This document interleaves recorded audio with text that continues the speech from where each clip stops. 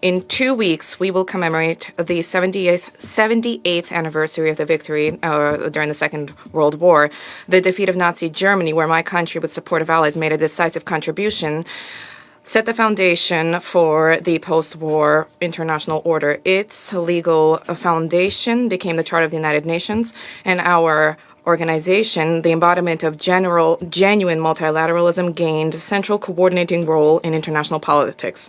In the 80 years of its existence, the United Nations has delivered on the key mission which was entrusted to it by the Founding Fathers. For several decades, the core mutual understanding of the five permanent members of the Security Council on the supremacy of the goals and principles of the Charter guaranteed global security and thereby created conditions for genuine multilateral cooperation governed by universally recognized norms of international law. Now, the United Nations-centered system is enduring a profound crisis. The root cause was the desire of some members of our organization to replace international law and the United Nations Charter with a certain rules-based order. Nobody has seen these rules. They were not the subject of transparent international negotiations. They are devised, crafted, and applied with the goal of countering the natural process of the establishment of new independent development centers, which are the objective manifestation of multilateralism. There are attempts to deter them with illegitimate unilateral measures. These include barring access to modern technologies and financial services.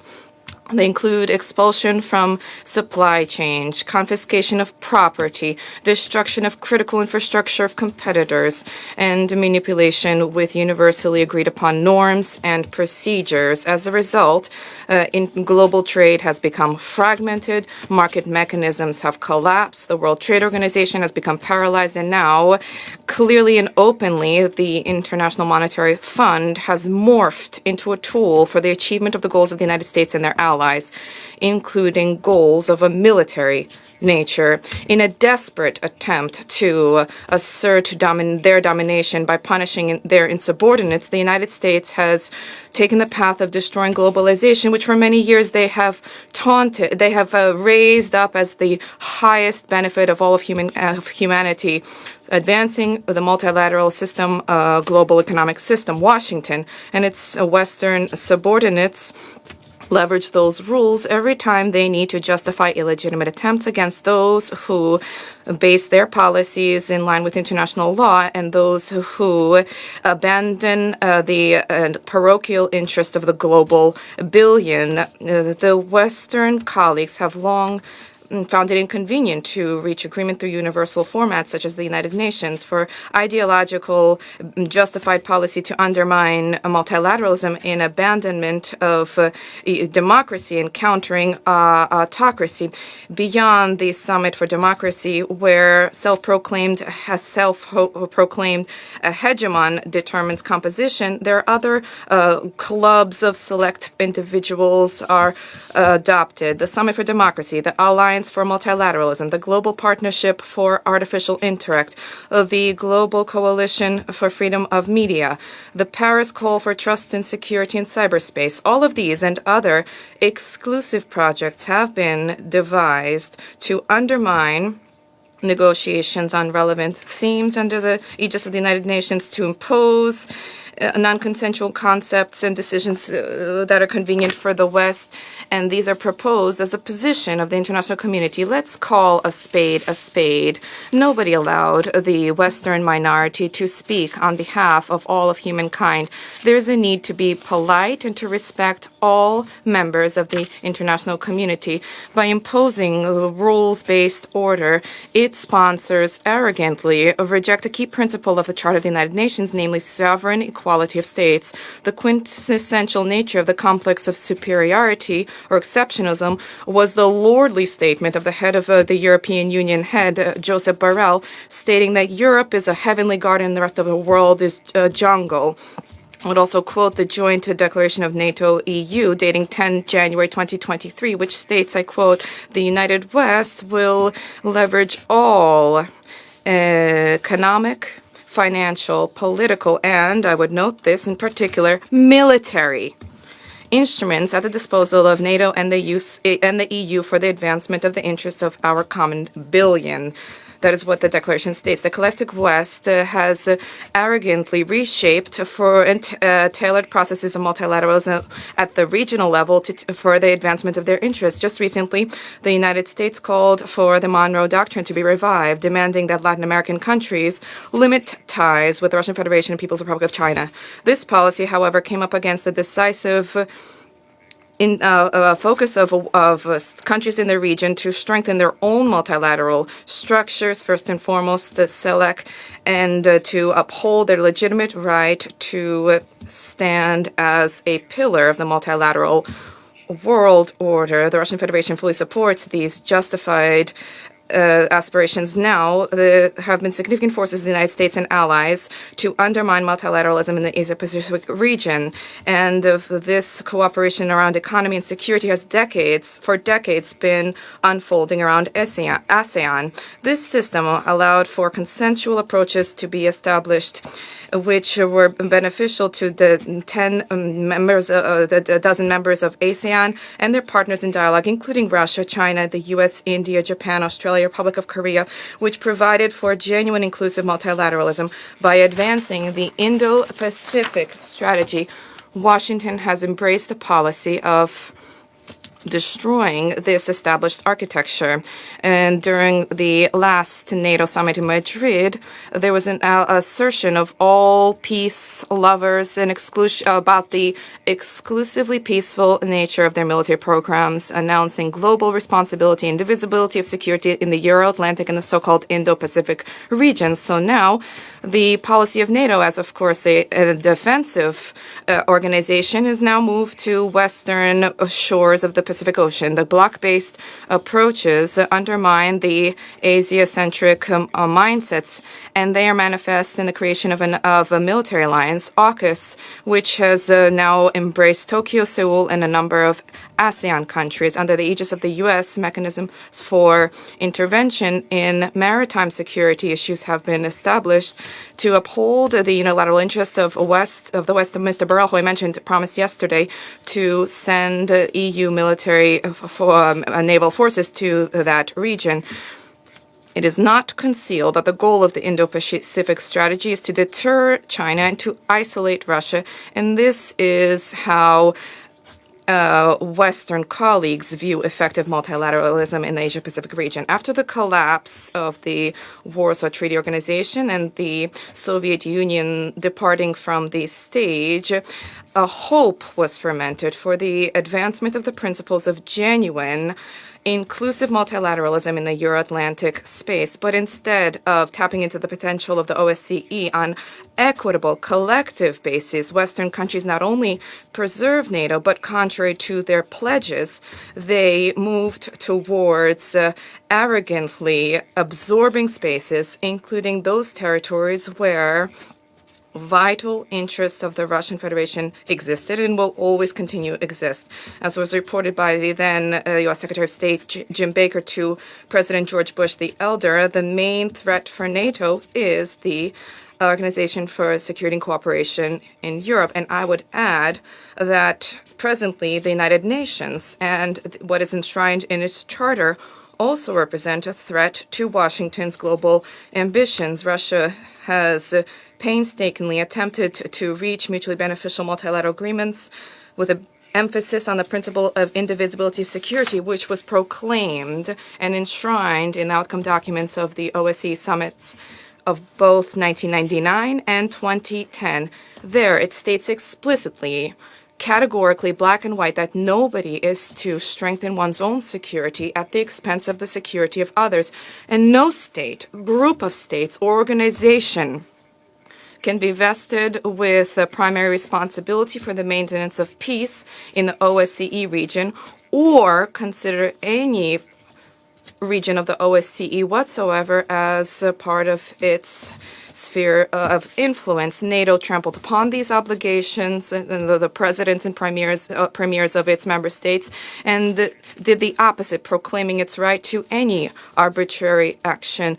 An egregious example is the unlawful bombing of Yugoslavia in 1999, including with depleted uranium being used, which resulted in an uptick in cancer cases, both for Serb citizens and NATO military personnel. Joe Biden was then a senator, and he, not without pride, he said before the cameras that he personally called for the bombing of Belgrade and the destruction of all bridges on the Dnieper River. And now, the U.S. ambassador in Belgrade, Mr. Hill, through media outlets, has called on the Serbs to turn the page and to stop getting upset. About stopping getting upset, the U.S. has gained a great deal of experience. Japan has been shamefully quiet about who bombed Hiroshima and Nagasaki.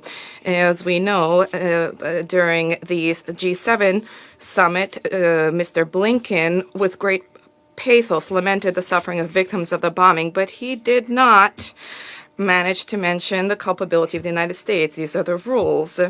And after the Second World War, these are criminal misadventures of Washington which were set into play. The shameful invasion by the U.S.-led coalition into Iraq in 2003 was an egregious violation of the United Nations Charter, as was the aggression against Libya in 2011. The result was the destruction of statehood, hundreds of thousands of dead, rampant terrorism. A blatant violation of the UN Charter also was a U.S. intervention in post-Soviet states' affairs. Color revolutions were organized in Georgia and Kyrgyzstan. There was a brutal coup in Kiev in 2014, and this also includes attempts to forcibly seize power in Belarus in 2020. The Anglo-Saxons, the West, not only justify or attempt to justify these criminal misadventures, but they also taunt their policy of advancement of democracy. And the same has to do with the rules. Kosovo, they'll recognize independence without a referendum. The Crimea, they won't recognize it despite the fact that there was a referendum. Falklands and Malvinas, they will not be touched, for there was the cleverly referendum there. This is laughable. In order to abandon double standards, we call for all to adhere to consensual agreements which were agreed upon through the 1970 UN Declaration on the Principles of International Law. It explicitly proclaims the need to respect the sovereignty and territorial integrity of all states who, I quote, respect the principle of equality and self-determination of peoples, and which have governments which represent all the people residing on that territory. Any objective observer can clearly see that the Nazi Kiev regime can in no way be regarded as a representative, as representing the residents of the territory who refused to accept the results of the brutal coup in February 2014. And as a result of this, the putschists unleashed war against them similarly. Pristina cannot claim to represent the interests of Kosovar Serbs, who were promised autonomy by the European Union, just like Berlin and Paris promised special status for Donbass. The results of these promises are well known. Our Secretary General stated this eloquently during the Second Summit for Democracy on 29 March. And I quote, "Democracy emanates from the Charter of the United Nations," and its first words, "We the peoples," reflect the fundamental source of legitimate power, the consent of the governed. The consent, I emphasize this. In order to halt the war that was unleashed in the east of Ukraine, multilateral efforts were undertaken for the advancement of a peaceful settlement. These were enshrined in Security Council resolution, which unanimously approved the Minsk agreements. These Minsk agreements were trampled upon by Kiev and its Western handlers, who themselves recently cynically and even with pride recognized that they never intended to implement this. They simply wanted to gain time to funnel weapons into Ukraine against Russia.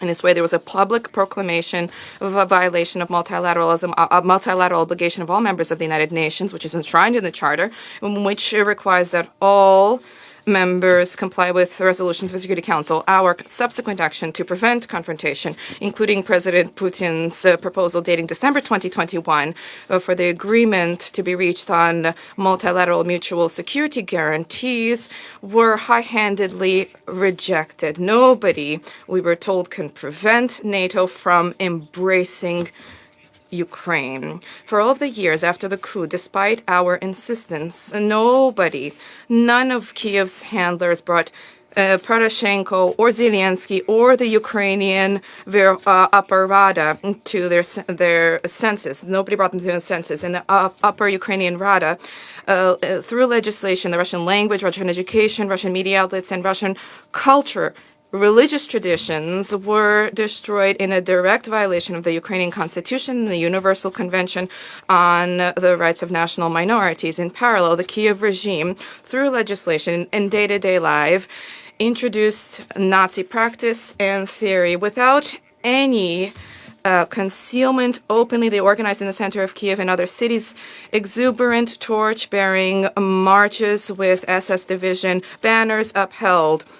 The West remained silent, and this was fully in line with U.S. plans to leverage the openly racist regime in the hope of weakening the Russian Federation in a strategic focus on eliminating competitors. It is clear to all, even though not everybody talks about this, is not at all about Ukraine. It's about how international relations will continue to be shaped through the establishment of a sound consensus on the basis of balance of interests, or through aggressive and volatile advancement of Washington's hegemony. We cannot consider the Ukrainian issue separately from the geopolitical context. Multilateralism provides for respect for the United Nations Charter and all of its interlinkage of its principles, and this was mentioned above. The Russian Federation has clearly announced the goals which we are pursuing through the special military operation to eradicate the threats to our security, which were created for years by NATO representatives directly on our borders,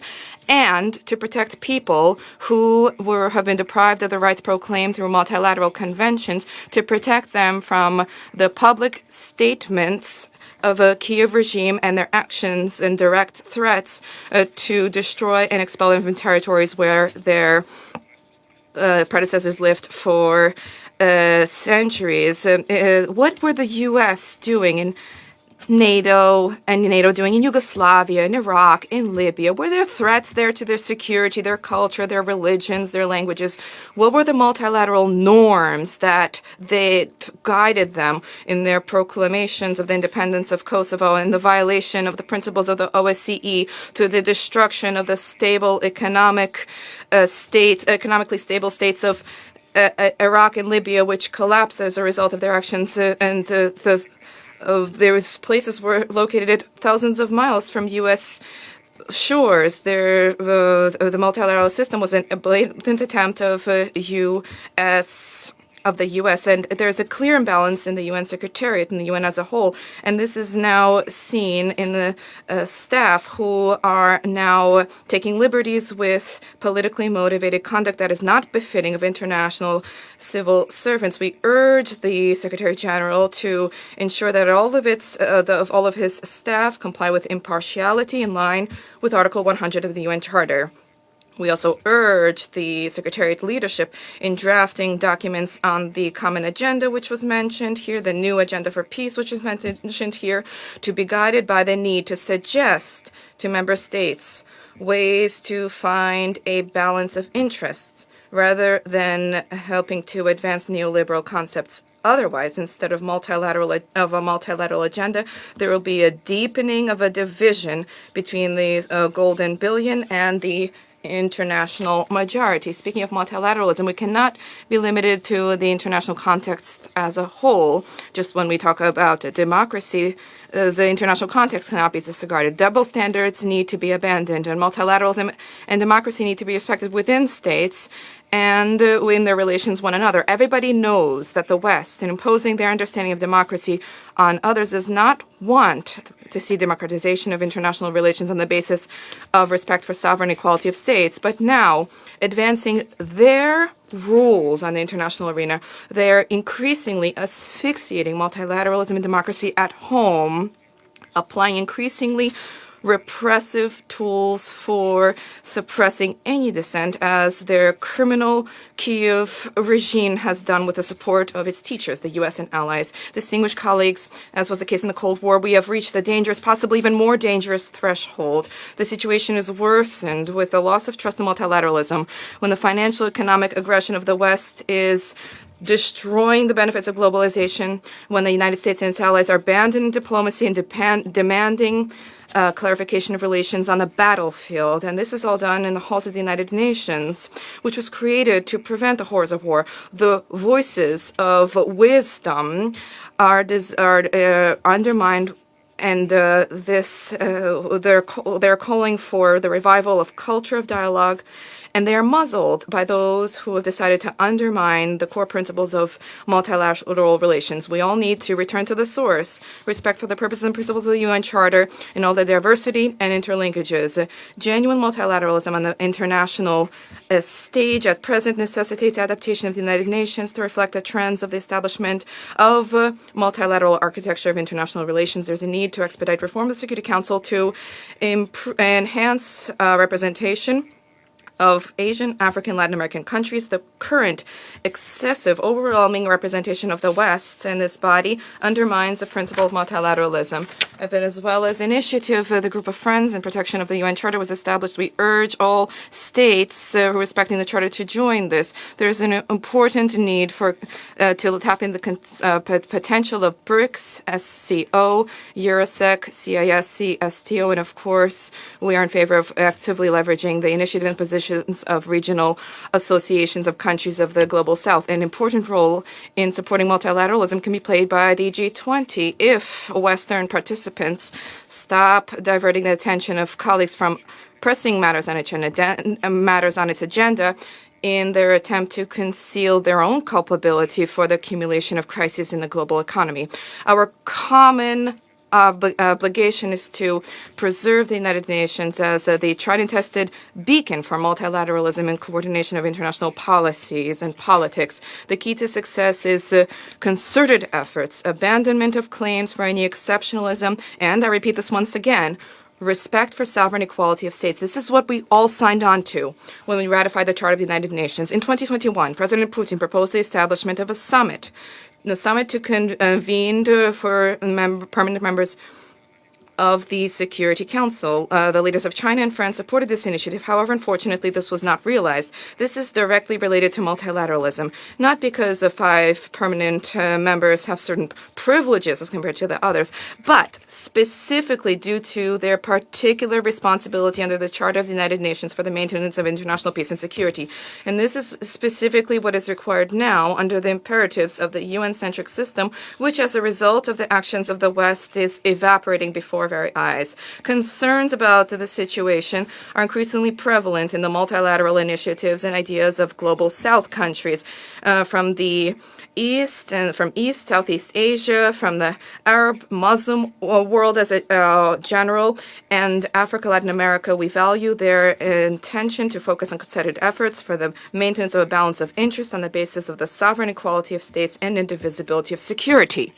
And to conclude, I wish to turn to all journalists who are now covering today's meeting. Your colleagues from Russian media outlets were not allowed access here. The United States mission embassy in Moscow mockingly announced willingness to issue visas when our plane took off. So I insist that you compensate for the loss of the presence of Russian journalists. Try to make your reporting objective so that the international community has a genuinely multilateral objective overview in your assessments and the facts provided. I now return to my duties as the President of the Security Council, and I give the floor to Mr. Khalifa Shaheen Al-Marar, Minister of State of the United Arab Emirates.